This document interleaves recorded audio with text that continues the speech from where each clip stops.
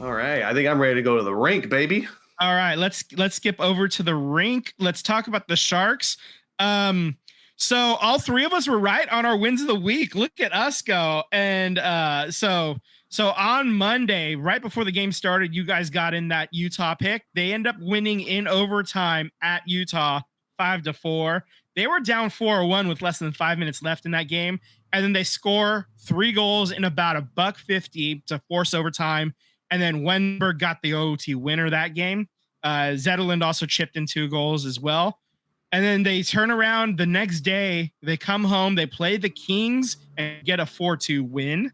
They then host Chicago, which is the game that I picked on Halloween. They get the win there 3-2. And then they host Vancouver, and then they take the L 3-2. So they end up going 3-1 over the week. That Vancouver game was wild, man. They pulled the goalie, pulled Blackwood, scored it with I want to say there was I don't know, maybe 30 seconds left or something like that. And then proceed to give up a goal 7 seconds later. And I was like, you guys, it was ridiculous. Yeah. You did the job. You got the job done. And then you forgot to finish the job for the last 30 seconds of the, anyway. So the current standings for the Sharks, they're sitting at 3 wins, 8 losses, 2 overtime losses. That 3-1 week was huge.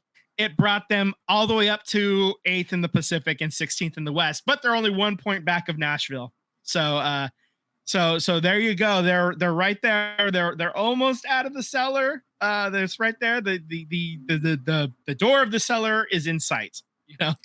Well, I'm gonna let you pick your win of the week. The upcoming schedule: the Sharks are playing the Blue Jackets here on Tuesday.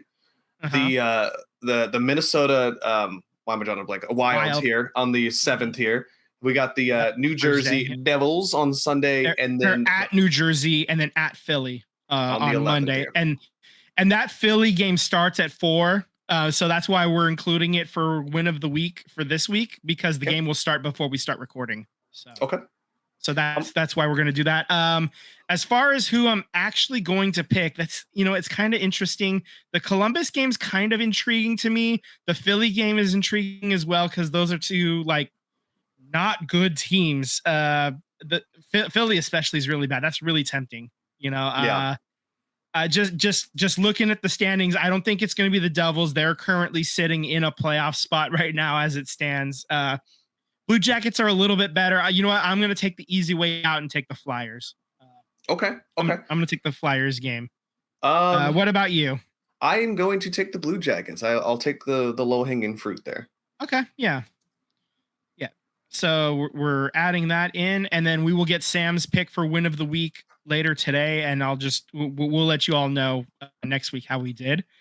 So just a couple of notes for the Sharks here. On Wednesday, they made a trade.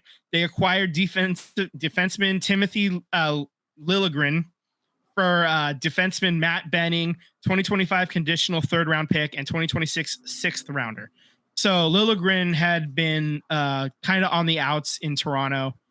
He was a high draft pick. He wasn't really living up to the hype.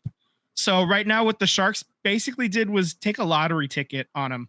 Maybe maybe the change of scenery, getting out of Toronto, out of the as bad as the media is for baseball or football in New England or Philly, really tough media, or New York. It is or New York, super crushing hockey media in Toronto as well.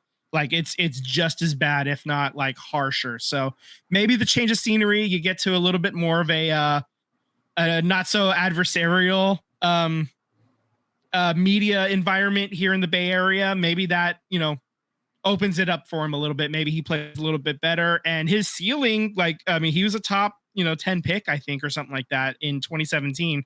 So he has a really high ceiling. He's 25 years old, I think. So if he's going to start hitting his peak, if he's going to start playing really well and living up to that potential, now's about the time when it's going to start. Really 27, 28, through 32. That's typically when defensemen in hockey really hit their peak. But But like you start to see the trend going upward right around 25 or so. So yep. The Sharks will know pretty quickly. I mean, he's not a terribly huge cap hit, but also the Sharks have plenty of cap room as well to bring him on. And so you flip Matt Benning and a couple of picks for him. Big deal. Matt Benning wasn't going to contribute to a Stanley Cup for us, but who knows? Maybe Toronto can get a. Yeah. I couldn't say it. I couldn't get through it with a straight face. Maybe he can get help Toronto get to the second round of the playoffs. We'll see.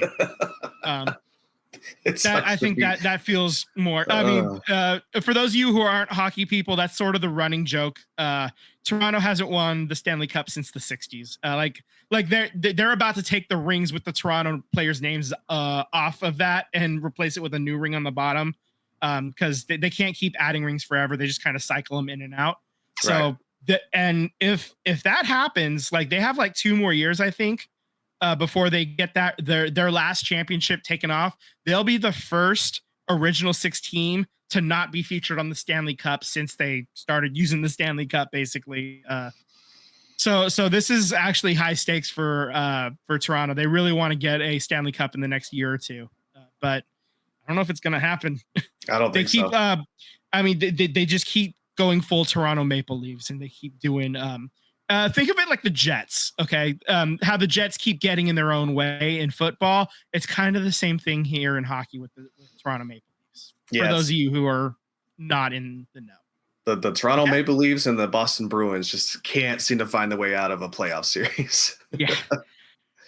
So we got some good news as well. On Thursday, Macklin Celebrini is returning to team activities, the first step towards returning to the lineup. And then earlier today, he told some of the local media that he's going to be ready to go for the Columbus game on Tuesday. So he is going to be in the lineup. So that makes your pick for the Blue Jackets a little bit better as well. You're getting a lot of help coming back. So it's got to feel good. Feels good, baby. I've only seen him play 1 game. Fortunately, he wasn't there for the birthday game, but excited, man. Like I said last time, I feel like he dances on the ice, man. It's a different level when he's out there, and I'm excited to see it.